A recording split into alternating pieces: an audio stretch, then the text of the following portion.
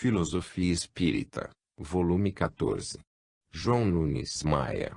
Ditado pelo Espírito Miramês. Prefácio.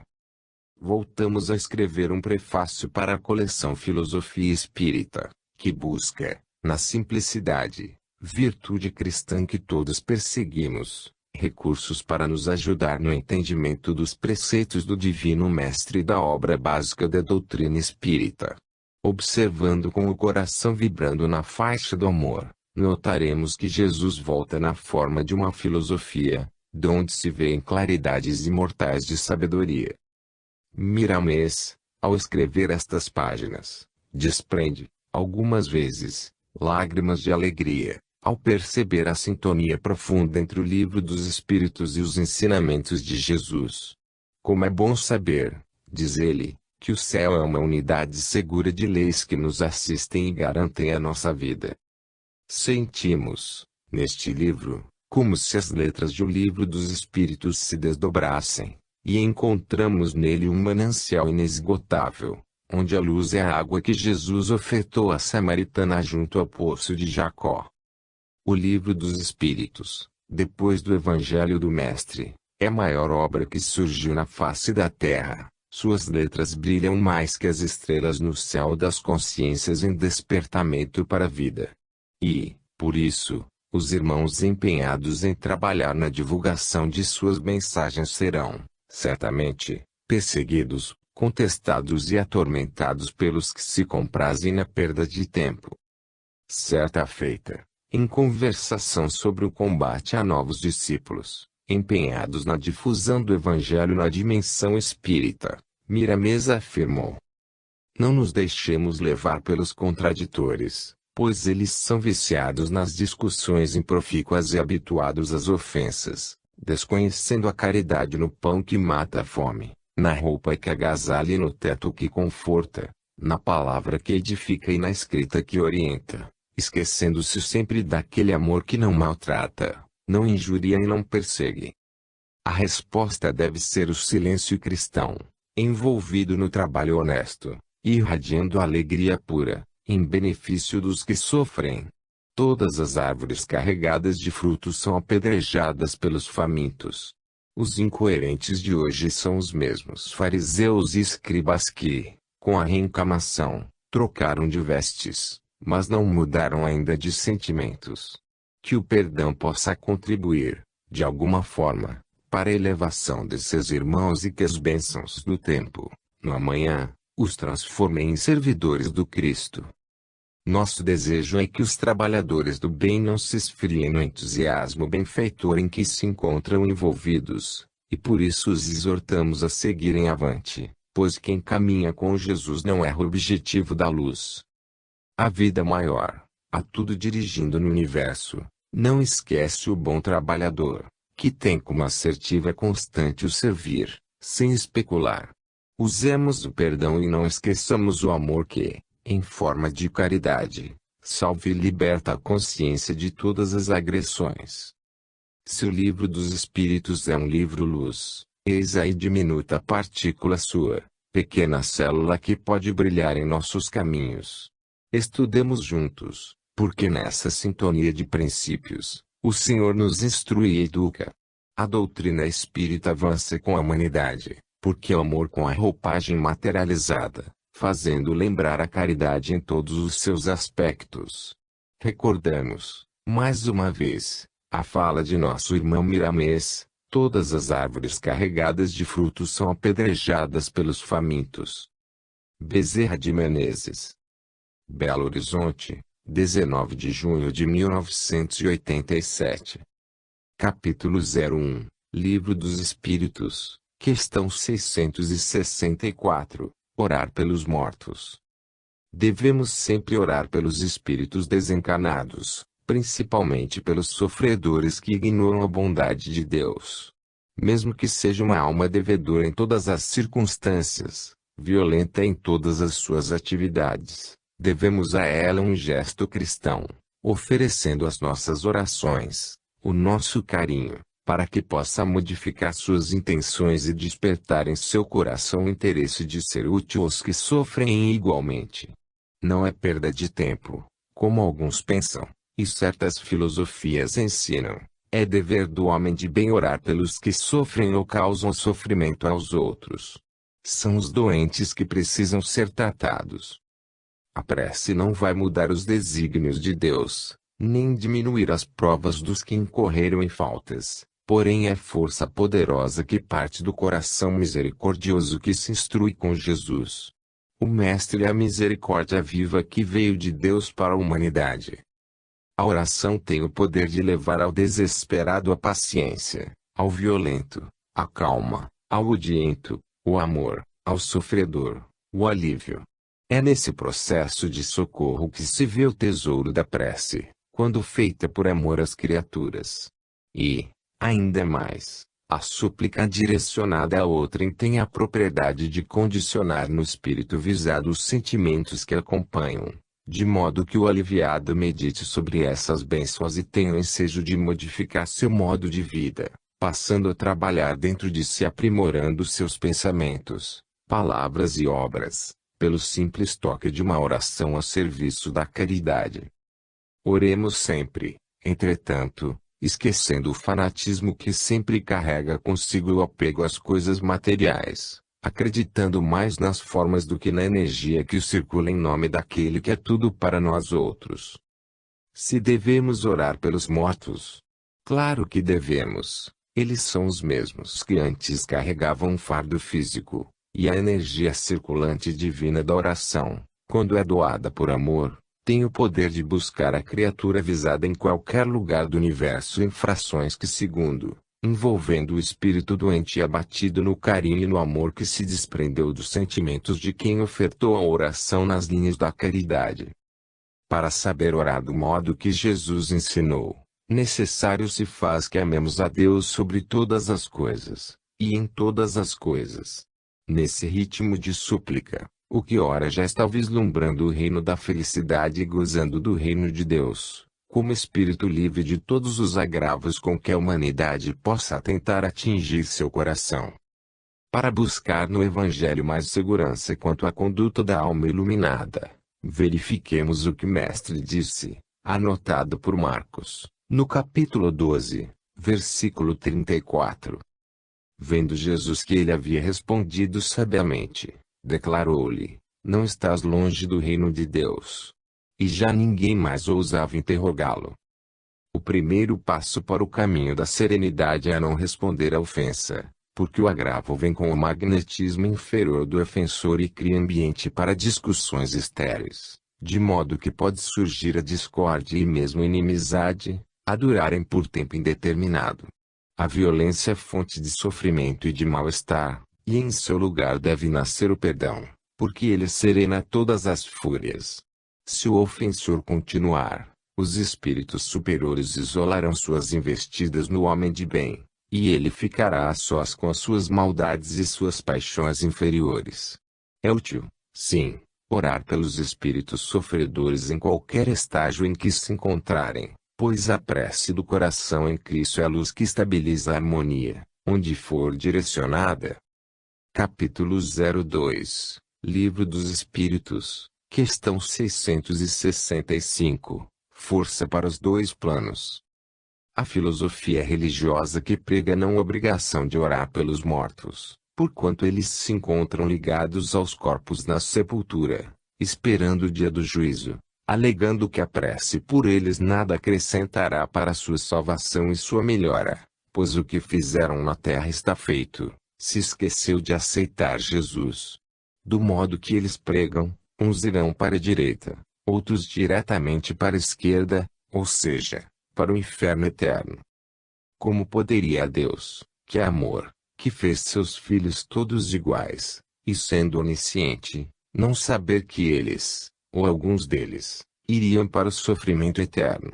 A resposta à pergunta em estudo foi dada por um pastor protestante em O Livro dos Espíritos, que foi oportuna, mas se esqueceu de dizer que Jesus orava, sim, pelos mortos. Quantas vezes o Senhor subiu ao monte, para orar? Isso acontecia sempre e ele chamava à sua companhia alguns dos seus discípulos.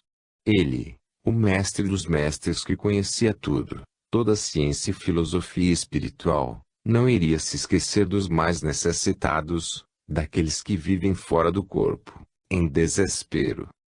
Quem poderia dizer que o Cristo quando orava não incluía os mortos? Os vivos, principalmente os judeus, tinham muitos profetas e inúmeros sacerdotes que lhes ensinavam a orar e lhes ditavam as regras estabelecidas por Moisés, enquanto os mortos sofredores em regiões umbralinas precisavam disso tanto quanto os chamados vivos. Quem pensa que no Evangelho não aparece Jesus orando pelos mortos, está completamente enganado, porque Jesus orou, e muito, pelos desencarnados, e falanges desses espíritos despertaram e acompanharam Jesus até o último momento da sua gloriosa despedida da terra, regressando para as regiões resplandecentes de onde veio. A prece é tão divina que é usada em todos os planos da vida maior, como força de Deus em favor da harmonia. A oração é o canal através do qual poderemos nos comunicar com Deus, e dele receber a vida e doar amor. Religião alguma pode negar a existência dos espíritos, nem a certeza de que quando o corpo perece e vai para a sepultura, a alma continua a viver. Jesus subiu ao Monte Tabor para orar, e nesse exercício divino aparecem para ele Moisés e Elias, com os quais confabulou demoradamente, chegando a ponto de os discípulos os perceberem de tal forma visíveis, que queriam fazer tendas para eles. Os livros sagrados se encontram repletos de relatos de intervenções dos espíritos na terra, conversando com os homens. Se não fora essas intervenções, como surgiriam as religiões? São valiosas as preces dos encarnados em favor dos desencarnados. Os anjos de guarda oram sempre para o melhor entendimento dos seus tutelados. Disse Jesus, anotado por Marcos, no capítulo 12, versículo 17. Dai a César o que é de César, e a Deus o que é de Deus. E muitos se admiraram dele.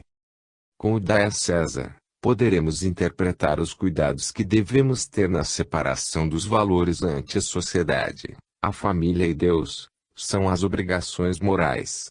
A oração é uma delas, orar pelos que sofrem e nos caluniam. Orar pelos mortos é nosso dever, porque a oração bem sentida e com amor alivia e dá esperança aos sofredores. A oração é força de Deus que nasce no coração do Espírito, em todos os planos da vida. Capítulo 03, Livro dos Espíritos, questão 666, Orar os Espíritos. É dever do ser humano orar buscando os espíritos superiores, agradecendo os benefícios recebidos deles e pedindo ajuda, desde quando o pedido seja submetido ao Todo-Poderoso, e que tenha justa finalidade, em benefício coletivo, não ultrapassando as necessidades reais de cada um. Os espíritos, mesmo os que se encontram na faixa dos seres angélicos, foram companheiros que já estiveram reencarnados na Terra ou em outros mundos, buscando o que hoje buscamos. A distância que existe dos encarnados a eles é na ordem do tempo. Eles são mais velhos, no que tange a idade do espírito, portanto, já estão livres da ignorância, e vivem no amor e pelo amor. Eles são os agentes de Deus encarregados de socorrer os que sofrem, encarnados e desencarnados. E as suas funções são exercidas nos dois planos de vida. Já pensaste se os espíritos sublimados fossem viver somente de contemplação, como se referem alguns dos religiosos, que esqueceram o valor do trabalho nos dois mundos? Disse Jesus, meu Pai trabalha sempre e eu opero constantemente. Todos podem pedir, mas receber fica sob a aquiescência de Deus. Ele, somente Ele, decide se os seus agentes podem nos conceder ou não o que pedimos. Busquemos incansavelmente a reforma interna, verificando todos os sentimentos, fazendo uma seleção, e passando a mudar a ordem dos pensamentos, de modo que eles se organizem com a consciência em Jesus. Nesse trabalho de ascensão, Deus sempre atenderá nossos pedidos. Ele investe nos nossos trabalhos de autoeducação, concedendo-nos a paz, a saúde e a alegria. Os espíritos superiores têm dons despertados em todos os sentidos, e quando oramos com fé e sinceridade, emitimos ondas luminosas com poderes extraordinários, que chegam a eles com a mensagem do que solicitamos. E essas almas redimidas sentem prazer em nos atender, pois essa é uma das suas funções, de fortalecer o ânimo dos que desejam trabalhar em favor da harmonia universal. Jesus sempre falava aos seus agentes de luz, como Marcos anotou no capítulo 13, versículo 5. Então, Jesus lhe respondendo, passou a dizer: Vede que ninguém vos engane. É preciso que os espíritos superiores estejam bem aparelhados nas suas sensibilidades espirituais para conhecerem os seres humanos acostumados a enganarem, para que eles não se enganem nas solicitações extravagantes. Os espíritos encarregados de andar com os homens na terra os conhecem bem. No entanto, por vezes o amor maternal, ou de companheiros de muitas eras, pode ceder a coisas que, em vez de ajudarem ao companheiro, podem piorar e fazê-lo sofrer mais. Mas, o anjo de guarda encarregado de guiar cada ser encarnado, em muitos casos retifica o concedido, para que o tutelado não caia em novas tentações. Os problemas, as dores, enfim, os infortúnios, são freios para os encarnados. O que pensamos ser mal, são avisos para não cairmos no mal verdadeiro. Aos espíritas, recomendamos sobre o que vão pedir, não percam tempo em pedidos inúteis. Quando forem agraciados pela fortuna, que sejam justiceiros, quando o saber bater às suas portas juntamente com a espiritualidade, que não se interessem por bens materiais, e quando pobres, que busquem a riqueza quando necessário, mas com honestidade. É bom que oremos pelos outros aos espíritos puros, pedindo a eles que deem à humanidade, acima de tudo, a compreensão espiritual. Capítulo 04, Livro dos Espíritos, questão 667, Politeísmo. O homem primitivo, em épocas recuadas, não tinha condições de aceitar a crença em um Deus único. Mas, Deus, sábio e soberano, deixou que os homens primitivos acreditassem na doutrina politeísta, para depois enviar uma sequência de revelações para incorporar os princípios da verdade, vindo a se revelar pelos seus enviados, solidificando-se em um Deus único, por Moisés. A concepção dos deuses se espalhou por toda parte, mostrando aos homens que tudo era assistido por deuses específicos, na modalidade dos seus interesses para a paz de todos. Por vezes, esses deuses entravam em guerra e estimulavam a luta pelos direitos que os homens julgavam possuir. Moisés foi um instrumento ímpar nessa divulgação. Ele derrubou os deuses mesmo que isso custasse, como ocorreu, muitas vidas. O espírito ganhou um corpo humano, na sua simplicidade e ignorância, e dessa forma, não poderia ainda crer em um Deus único. O próprio Criador foi quem inspirou seus enviados para dividirem o seu reino com muitos deuses. Mas, como a verdade na Terra é relativa, cabem mudanças nas operações espirituais, e é nesse campo de trabalho que a verdade veste formas diferentes para atender a todos.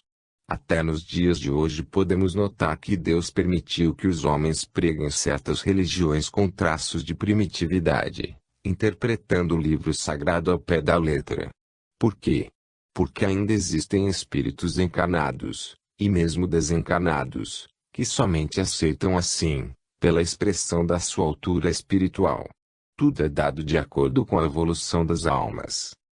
Podemos observar que logo que a doutrina espírita afirmou de um modo claro que a reencarnação é a lei natural, em todo o mundo teve início um combate cerrado contra essa verdade, pelas falsas ideias que os seus profetentes tinham assimilado em outras eras. Mas, como a verdade não precisa de defesa dos homens, hoje os próprios antagonistas já se encontram em dúvida sobre a reencarnação, pela sua maturidade espiritual. Muitas religiões que têm suas raízes em um passado distante, se não mudaram pela força do progresso, deverão caducar e desaparecer. Como exemplo, observemos o politeísmo, Ele somente tem alguma sustentação nos seus velhos componentes e nas religiões que receberam seus enxertos. Mas, as demais, aceitam somente um Deus, único e verdadeiro. Aos judeus devemos essa segurança doutrinária de uma só luz que comanda todas as outras. Os chamados deuses não morreram, eles são os agentes do verdadeiro Deus, que por eles opera em todos os lugares da criação. Não pensemos que o homem atual, e mesmo os espiritualistas, já dominam toda a verdade. Não, eles estão longe de saber mais à frente, coisas que somente os espíritos sublimados conhecem. Somente o tempo e o estudo trarão conhecimento, porque a maturidade fornece meios para que o homem possa suportar mais luz em seus caminhos. Até mesmo no meio dos espiritistas existem os conservadores, que não desejam sair do começo doutrinário, sendo que a doutrina é progressiva e progressista, e a razão nos fala que deve ser assim. Se a verdade é relativa, o que se deve pensar sobre o que já se conhece? Oremos, meditemos e estudemos, para que possamos assimilar mais verdades espirituais, que se encontram escondidas nas dobras do tempo. A perfeição para o homem custa muito caro. Milênios que sucedem milênios, bilhões de anos que sucedem bilhões de anos, na contagem humana, e mesmo assim, ainda lhe sobra tempo para dizer, quero aprender mais. O aprendizado, na verdade, é infinito, ante nosso Deus único que sabe tudo, e o progresso não o atinge, porque foi Ele quem o fez. Capítulo 05, Livro dos Espíritos. Questão 668. Pluralidade dos deuses. Não podemos negar que a crença nos deuses era um caminho para que o povo pudesse encontrar um só Deus, verdadeiro e justo. Como acreditar na unidade de Deus sem os meios lícitos e lógicos? Quem iria facultar esse entendimento seria o próprio Criador, cujos emissários se manifestaram por intermédio de Moisés, como se fossem a voz de Deus. Quanto mais a criatura cresce em espírito, mais vai sabendo de onde veio e para onde vai. No entanto, ainda há muitos segredos que ainda não foram revelados, por não ter chegado a hora. Devemos esperar trabalhando e sentindo a vida maior na nossa vida. As religiões se sucedem, cada uma trazendo meios para convencer a humanidade sobre a paternidade do Deus único e soberano. Para se conhecer Deus com maior interesse, com mais minuciosidade, o caminho é começarmos a estudar nós mesmos. Qual dos homens conhece o mecanismo do corpo físico na sua integral postura como foi criado pela divindade? E os outros corpos que o espírito usa na sua jornada evolutiva? E o espírito? Se ainda não passamos por esses caminhos de conhecimento, como pretendemos conhecer a Deus? Se queremos saber, na profundidade, quem é Deus, receberemos a mesma resposta de sempre. Deus é Espírito. Deus é amor. Deus é luz. Deus está em tudo e tudo se move por seu intermédio. Deus é o sol da vida. Tudo está certo, na pauta da vida. Foi pela crença nos deuses que o homem passou a crer no invisível. Foi quando esses deuses ficaram visíveis para os homens que eles descobriram que ninguém morre. E muitas coisas existem que a humanidade, depois do preparo, vai descobrir. Somente sabe tudo, quem tudo fez. Somente Deus conhece a si mesmo, na sua totalidade. A doutrina dos espíritos surgiu no mundo para dar a conhecer, nas claridades da sua sinceridade, certas leis que as outras religiões não conhecem ou não puderam revelar. Os caminhos estão abertos para tais conhecimentos, onde o impulso de perguntar encontre mais respostas, e satisfaça a curiosidade, aprendendo mais alguma letra depois do alfabeto da vida. Há muitos que julgam a Deus, achando que ele deveria ser desta ou aquela forma, sem, contudo, atinar na profundidade das mesmas leis criadas por ele, leis de amor e misericórdia. Tudo está certo. O que está errado é o julgamento apressado das coisas que se desconhecem. Procuremos meditar na vida, que o mundo espiritual não nos deixará sem apoio. Ele abre as portas do entendimento e sacia a fome dos que oram com sinceridade, buscando alimento espiritual. O povo, em geral, gosta das coisas fáceis, onde não existe esforço próprio. Isso é um mal dos espíritos rodeados de paixões inferiores. As próprias interpretações do Evangelho sofrem influência dos homens desse tipo. Vejamos o que Marcos anotou no capítulo 13, versículo 26. Então verão o Filho do Homem vir nas nuvens, com grande poder e glória. Quantas religiões ainda estão esperando Jesus voltar sobre as nuvens, com a sua comitiva celestial, para levar os que o aceitaram, do modo que o fanatismo interpreta essa aceitação. Para elas, não existe esforço, basta crer. É a fé sem obras, e esses enganam a si mesmos.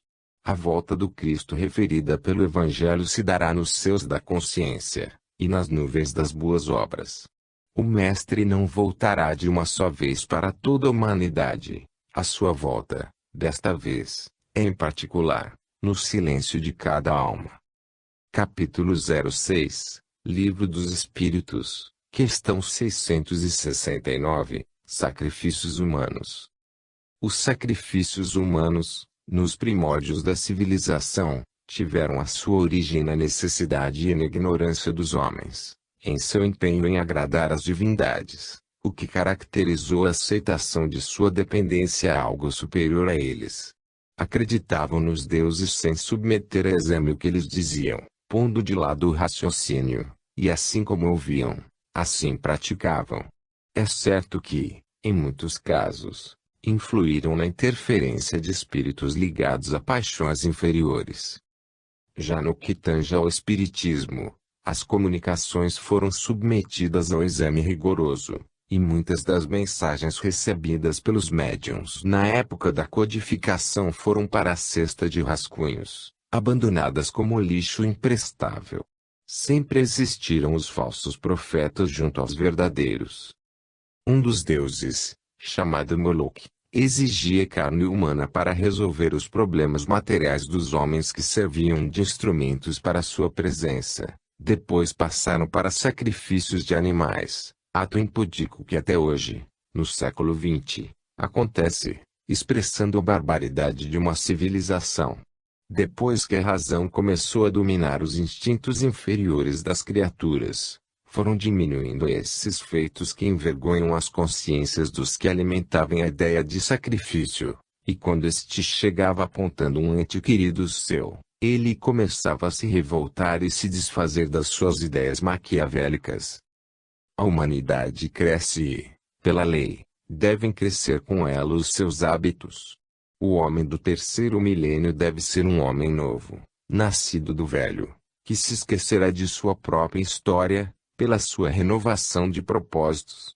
Deus realmente não quer sacrifícios, mas aceitou-os para que os homens compreendessem mais tarde que não deveriam proceder assim.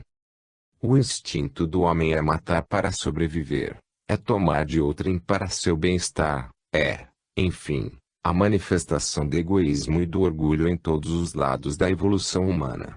Quanto mais um país se diz civilizado, mais vive à custa dos sacrifícios dos subdesenvolvidos. E por isso Jesus veio ao cenário da Terra, para educar todos os povos, porque o ser humano educado obedece às leis de Deus na sua pureza espiritual. Foi entregue ao Espiritismo a missão de educar a criatura, no sentido de que quando ela recebe a instrução, a utilize somente para o bem das criaturas. O céu, disse Jesus, está dentro de vós, e realmente ele se encontra no coração das pessoas, basta que a vontade de melhorar seja acionada, para que isso se exteriorize, e para tanto, a natureza pede esforço próprio. Desde quando já recebemos a razão e a inteligência, é para que nos sirvamos delas no serviço de disciplina dos nossos impulsos inferiores. A parte que nos cabe deveremos fazer para o nosso próprio bem e da humanidade inteira. Os sacrifícios dos animais precederam aos sacrifícios humanos, e de novo eles desejam voltar, como pena de morte, e morte de todos os tipos, como se este tipo de punição fosse agradável a Deus. Se todos somos irmãos em Jesus Cristo, matar para quê, se ninguém morre? Se Jesus fosse ver esse modo de pensar, não viria à terra, mas o que o trouxe aqui foi o seu amor pelos que sofrem. Ele não mandou matar os encarcerados e, sim, visitá-los, levando-lhes a esperança da vida e fazendo-os crer na lei de amor para todas as criaturas. Estamos na época de sacrificar nossas paixões inferiores, dando lugar, assim, à fraternidade. Somente desta maneira surgirão novas terras e novos céus, onde tudo poderá existir com abundância. Capítulo 07, Livro dos Espíritos, questão 670. Agradar a Deus. Deus criou os espíritos simples e ignorantes, contudo, colocou em cada criatura todos os valores espirituais para serem acordados, e é no desenvolvimento desses valores que passamos por processos difíceis de serem vencidos. Toda subida exige esforço, e o Senhor já nos fez assim para nos dar a oportunidade de conquistar, na nossa vida transitória, a nossa felicidade. Deus nos fez para o bem e somente nos deseja o amor, porém, o que passamos para alcançar essa estabilidade, são testes os quais julgamos ser infelicidade, dado o nosso pouco entendimento. Quando usamos expressão que Deus não quer isso ou aquilo, nos esquecemos de que Ele somente não quer o que não existe. O Senhor Todo-Poderoso deixa que aconteça tudo o que a história nos revela, para a educação da humanidade, de modo que todos os povos encontrem a si mesmos, sentindo a necessidade de viver somente no bem, experimentando o que chamamos de mal.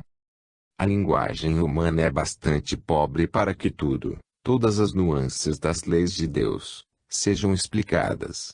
Muita coisa é deixada para amanhã, depois que o progresso nos deixar saldos elevados em todas as direções. É por esse progresso que Deus falará mais claramente aos que estão preparados para ouvir. Os seres humanos, num passado não muito distante, passaram a sacrificar seus próprios irmãos, oferecendo aos deuses esse sacrifício, para acalmar sua fúria. Como poderá um deus estar furioso? Depois de praticarem o sacrifício dos animais, a inferioridade queria sangue. Correndo sangue, os deuses se acalmariam. Se tudo o que acontece é com a permissão do Deus único e soberano, o que devemos pensar nisso? Ele permitiu, e tudo que permite servir-nos há de lições. O Livro dos Médiuns, em mensagem dada por Erasto, discípulo de Paulo de Tarso, no capítulo 22, nos diz: Deus colocou os animais ao vosso lado como auxiliares, para vos alimentarem, para vos vestirem, para vos secundarem. Se a carne precisa de carne, como nos fala Erasto, necessário é matar para comer, e encontramos esse ato por todo o reino animal, os peixes alimentando-se dos seus irmãos, assim também os animais das matas e os pássaros. Quem ensinou ao tigre matar e comer a gazela? Quem ensinou ao gavião a caçar as aves indefesas para se alimentarem? E a cobra em busca do batráquio? Certas tribos de índios comiam carne humana. Devemos meditar, para então entendermos o que pode ser a vida e como ela se processa para o devido despertamento dos valores do espírito.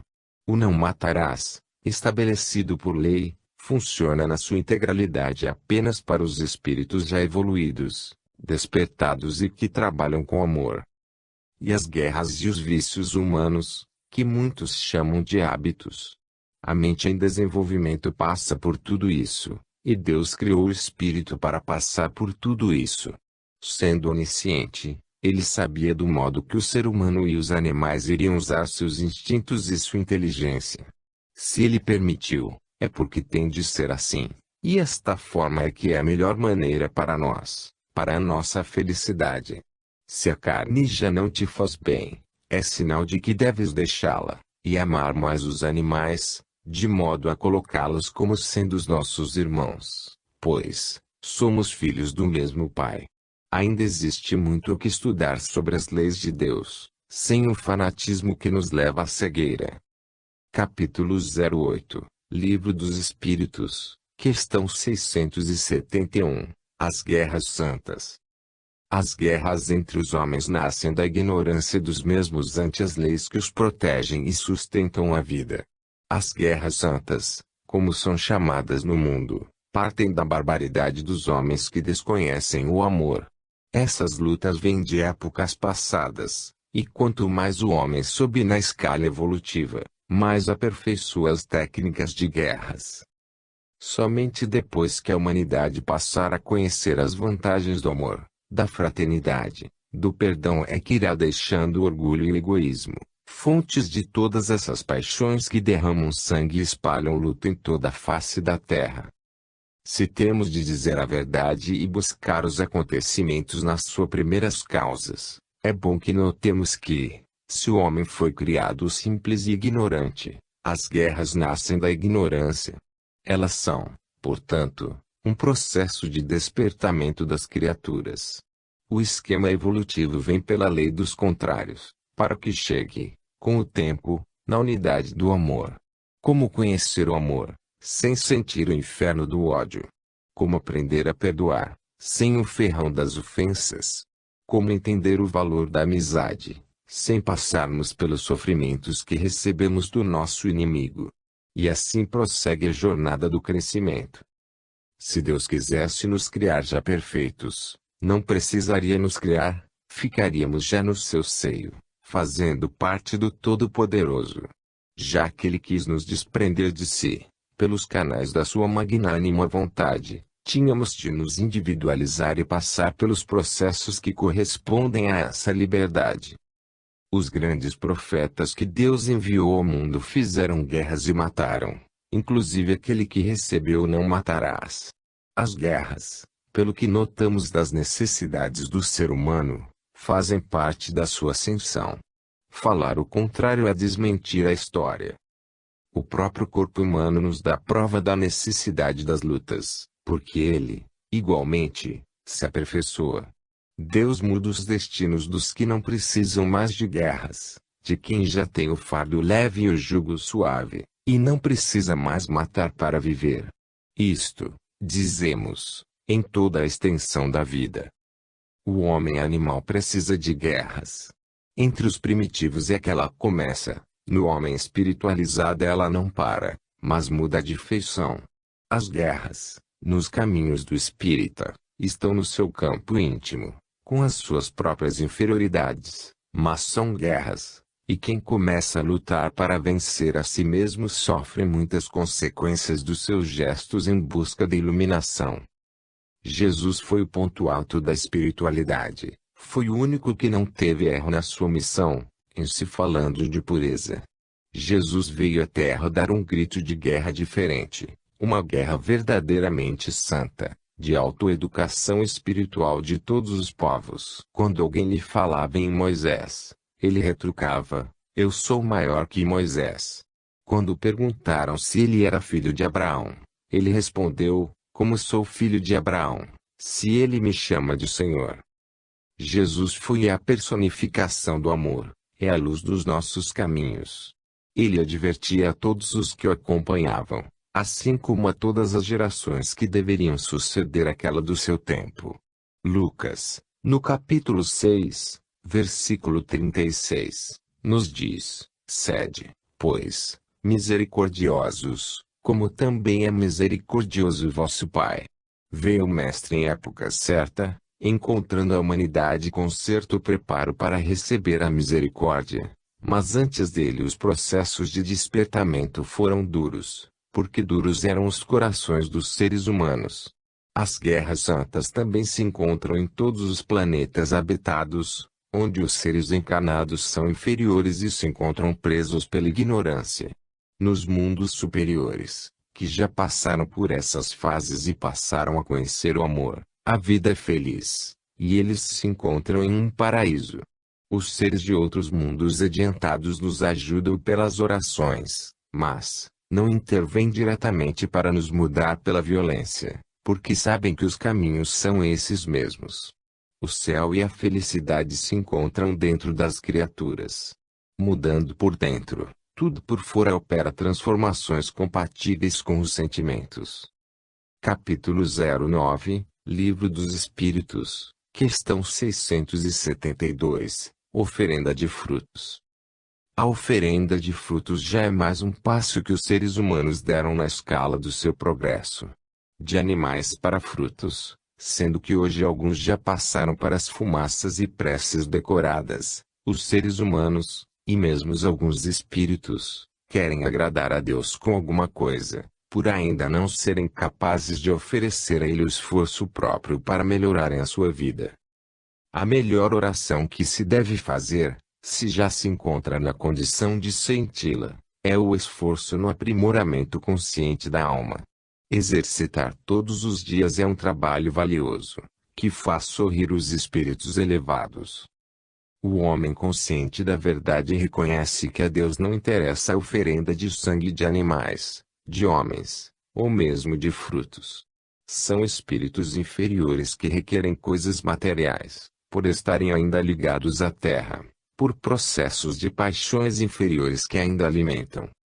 Infelizmente, ainda se vê no mundo oferendas grosseiras nos terreiros, onde a cultura espiritualista não existe, sacrificando animais, e os que se dizem instrumentos de espíritos ignorantes tomando o sangue quente dos irmãos inferiores e ofertando aos mesmos deuses do passado o mesmo líquido rubro dos pobres seres que vêm à nossa retaguarda.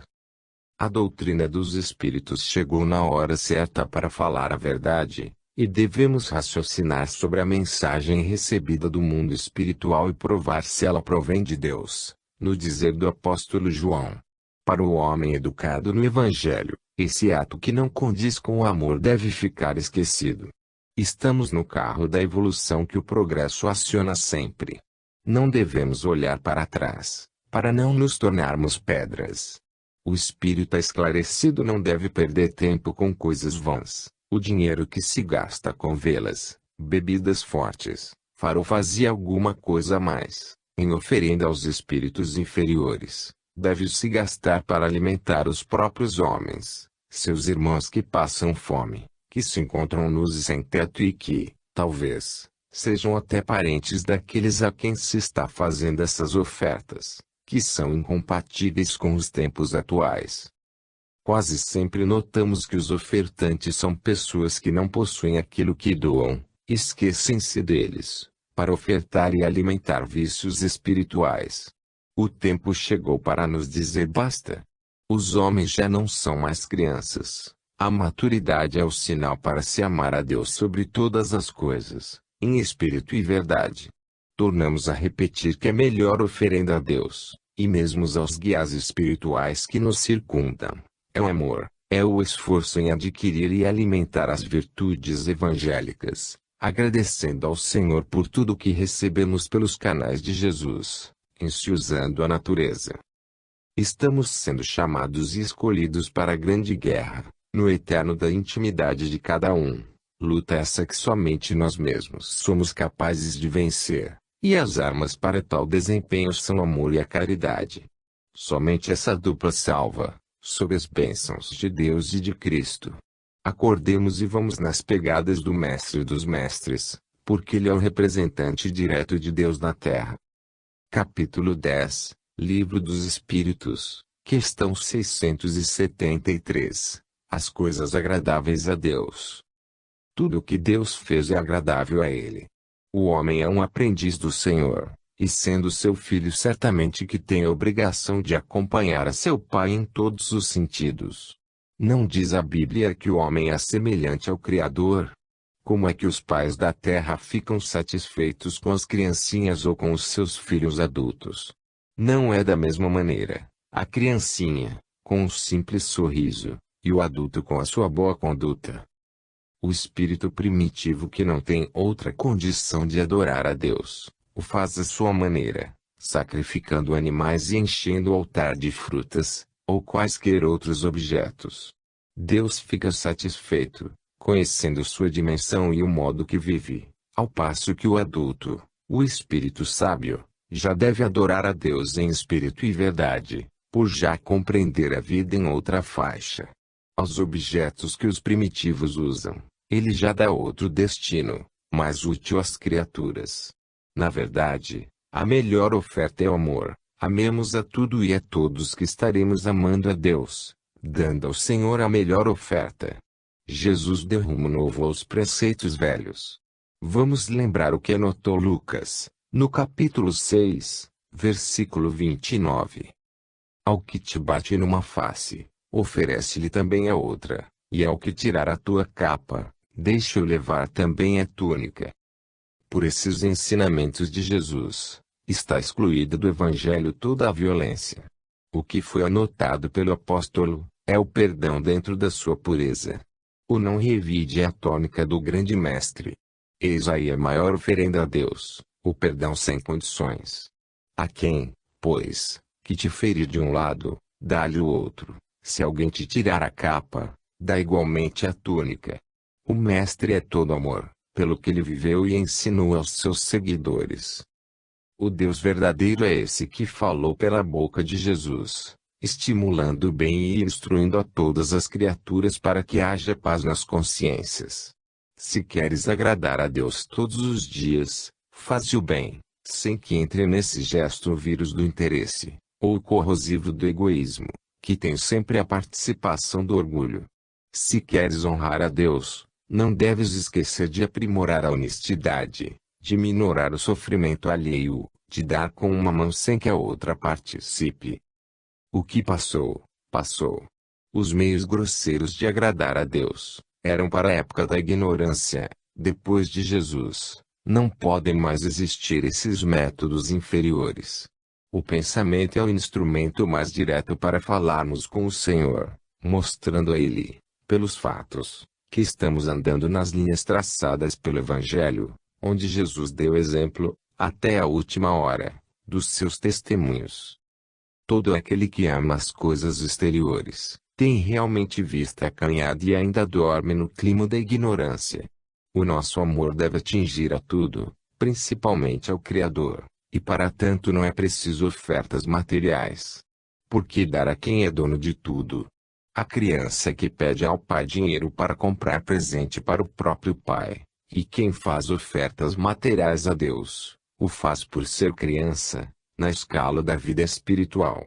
Quem já está crescido em Cristo, deve saber como adorar a Deus nos moldes ensinados pelo Senhor Jesus Cristo. Oferta a Deus hoje ou na prece de gratidão por tudo que já recebeste das suas mãos poderosas e santas. Faze isso e verás o que podes sentir, no retorno dos teus sentimentos de amor para com o Pai. Capítulo 11, Livro dos Espíritos, questão 674, Trabalho, Lei da Natureza. O trabalho, sendo lei da natureza, constitui uma necessidade de todos os povos, sendo o sustentáculo de todas as civilizações do mundo. Cumpre a todas as criaturas terem essa obrigação de trabalhar para viver, de que os três reinos da natureza dão exemplo de labor constante.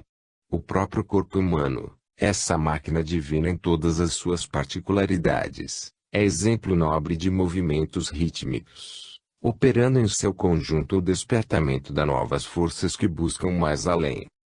A ciência, nos dias que correm, nos mostra que nada existe inerte, tudo se movimenta, tudo trabalha por ordem daquele que a tudo criou, desde a força interatômica, até as constelações, desde os seres rastejantes na terra até os anjos dos céus. Todos têm obrigação de laborar, como co-criadores de novos ambientes, juntamente com a força do progresso estabelecido por Deus. Convém que todas as criaturas não se esqueçam dessa lei maravilhosa que é a lei do trabalho com amor. O homem não deve somente visar os interesses passageiros, mas sentir e se esforçar para cumprir seus deveres, favorecendo toda a humanidade. Se desejamos trabalhar, façamo-lo com alegria, sem esquecermos a perfeição e o amor. A felicidade em nossos caminhos exige que trabalhemos constantemente. Permanecei na mesma casa, comendo e bebendo do que eles tiverem, porque digno é o trabalhador do seu salário. Não andeis a mudar de casa em casa. Lucas 10:7. Jesus, quando enviou os 70 companheiros de 2 em 2, para anunciarem a boa nova do reino de Deus, pediu-lhes para permanecerem nos lugares determinados, falando e vivendo os preceitos do Evangelho. Esse era um trabalho divino, e que não ficassem andando de casa em casa, permanecendo no lugar indicado até que fossem conhecidos os fundamentos da mensagem de Deus. O trabalho não deve se fixar somente nas coisas materiais, mas se estender em todas as direções daquilo que o homem sabe ou precisa saber. Pensar é trabalho, e saber pensar é de ordem divina. Falar é trabalho, e saber falar é de grande valor espiritual. Enfim, tudo o que existe pode ser alvo de trabalho, mas nem tudo nos serve para operar. Usemos a inteligência em conexão com a consciência, e escutemos o que ela determina no clima de Jesus Cristo, para que possamos fazer bem o nosso trabalho. A civilização, mostrando-se nas leis dos homens, multiplica-lhes o trabalho, pelo seu crescimento, ao ver as suas necessidades e os gozos que o mundo oferece. Quem rejeita o trabalho que as leis da terra exigem, está se marginalizando e ficando fora da lei da natureza. Mesmo quem já se encontra fora das leis dos homens, sem trabalhar para sobreviver, que ajude a quem precisa, e que são muitos, velhos, crianças e doentes, pois esse é um trabalho com Deus, sob a direção de Jesus. Assim, ele virá ser digno do salário espiritual, e quando voltar para a prática espiritual, poderá estar à direita do Senhor. A direita a que nos referimos é a consciência reta e tranquila pelo dever cumprido. Não se pode viver somente para si, é preciso que seja eliminado o egoísmo das atividades humanas, pois ele é a cerca que divide os dois mundos. Para que se tenha passagem livre, necessário se faz que se envolva, em toda a sua vida, com a força benfeitora da caridade. Necessário é libertar-se com ela, para que o amor acenda no coração a luz da vida. Capítulo 12, Livro dos Espíritos, questão 675, Ocupações materiais. Em se falando das leis do trabalho, não poderemos esquecer que ele se divide ao infinito. As ocupações materiais são necessárias para a sobrevivência dos homens e para o bem-estar de todos os povos, pois é por elas que se opera o levantamento das casas, o movimento de todas as indústrias, enfim, todas as atividades da sociedade, em todos os países, em troca de experiências. No entanto, existem as ocupações morais, as espirituais, tão necessárias quanto as outras, ou muito mais, pelo aprimoramento das almas. A política é um trabalho nobre a ser feito pelas ações do mundo. No entanto, os políticos do mundo se esqueceram que Jesus nas suas leis, e quando trazem traços do Evangelho nos seus estatutos, não procuram vivenciá-lo, para não prejudicarem seu bem-estar. Falam em democracia, em trabalho para o povo, e pelo exemplo criam uma divisória entre eles e a plebe em todos os sentidos, pelo ganho, pela educação e pela vida que levam. Isso vai acabar, quando Jesus chegar aos seus corações. Ele já veio, mas os mandatários não o conheceram. Passaram-se quase 2000 anos e talvez sejam precisos mais 1000 para Jesus chegar aos corações das criaturas. É preciso primeiro saber e sentir que todos são irmãos, e que as necessidades de uns são as dos outros. Antes, daí esmola do que tiverdes, e tudo vos será limpo. Lucas 11:41. Se os políticos querem considerar que os benefícios sejam esmolas, que seja assim, mas que deem o que puderem em favor dos que sofrem, criando leis de garantia, escolas e casas, e recursos para alimentação mais fácil para todos os que vivem. Nesse trabalho por amor, eles serão limpos do magnetismo tisnado nas suas consciências. Observemos que as ocupações piores são as dos pobres e são eles os que sofrem mais nos duros trabalhos, com salários que não condizem com a vida humana. Em Mateus, no capítulo 9, versículo 37, Jesus acrescenta: E então se dirigiu a seus discípulos: A seara na verdade é grande, mas os trabalhadores são poucos. Jesus pede a todos os de boa vontade para ingressarem nas fileiras dos poucos trabalhadores, para aumentar o conjunto dos que amam os seus semelhantes e renunciam aos seus próprios interesses, interessando-se mais pelos que padecem. Jesus aproxima-se da terra e dá mais ordens. É o arroxo divino, é o fim dos tempos, quando a vinha está ficando madura, quando deve ser colhido o trigo e o joio lançado ao fogo ardente das provações. A doutrina espírita é Jesus novamente anunciando a verdade para que muitos possam ser salvos das tempestades.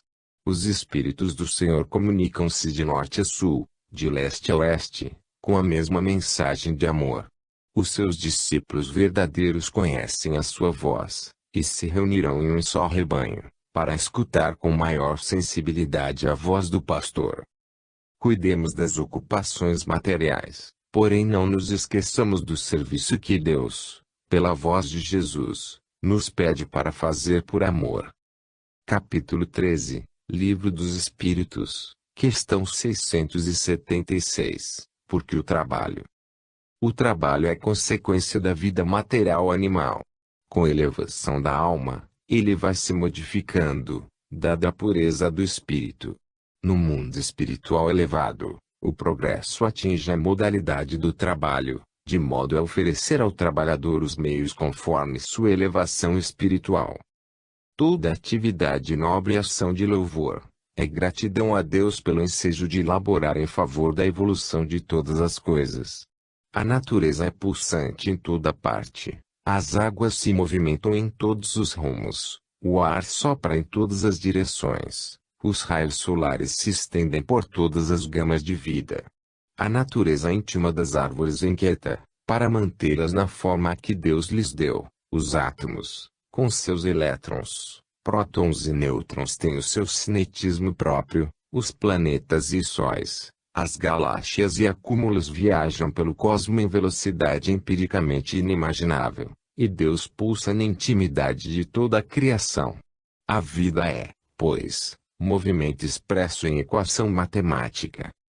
Compreendemos que o trabalho, na área do ser humano e espiritual, é necessário para que possamos manter a vida no ritmo do Criador. Precisamos amar o trabalho, seja ele qual for, e quando o fizermos, façamo-lo com perfeição, desde a vestimenta até as orações, desde os pensamentos até as conversações. Tudo é ocupação e necessário se torna que façamos tudo com inteligência, e que sempre esteja nos inspirando o Evangelho de Jesus. Raciocinemos sobre o que registrou Lucas, no capítulo 12, versículo 6. Não se vendem 5 pardais por 2 asses. Entretanto, nenhum deles está em esquecimento diante de Deus. As mínimas coisas são olhadas pelo doador divino, nada fica no esquecimento. Qualquer tarefa feita com honestidade é trabalho que a consciência aprova. A inteligência se desenvolve no exercício permanente de lidas constantes. No mundo espiritual se trabalha ainda mais do que nas hostes da terra. Se Deus parar por um segundo na marca do relógio do mundo, se desfará todo o universo, que é a harmonia divina. Se não fosse o trabalho, o homem permaneceria na infância. Ele cresce ante o trabalho, que desperta o esforço de cada criatura. Os nossos dons crescem no esmero de cada dia. Aquele que não pode se empenhar no trabalho físico, por doença ou fraqueza do seu arcabouço físico, Deus outorgou a inteligência para operar com ela, nos pensamentos e na fala, e por vezes na escrita, nos exemplos de tolerância, de amor e caridade. Se queres felicidade, pede a Deus pelo nome de trabalho, que Ele é a porta para o verdadeiro paraíso de amor. Desconhecemos no mundo, ou em toda a criação de Deus, algum lugar ou alguma coisa em que não haja movimento. O que para, morre, e se não há morte nada para, tudo se movimenta, dentro do hálito divino. Vivemos porque trabalhamos, trabalhamos porque vivemos em Deus e Ele em nós. Capítulo 14, Livro dos Espíritos, questão 677, tudo na natureza. Tudo na natureza trabalha, cada um na sua espécie, onde Deus lhe determinou operar. Embora pareça automático o movimento de vida da natureza, há inúmeros agentes de Deus impulsionando com inteligência o morejar de todo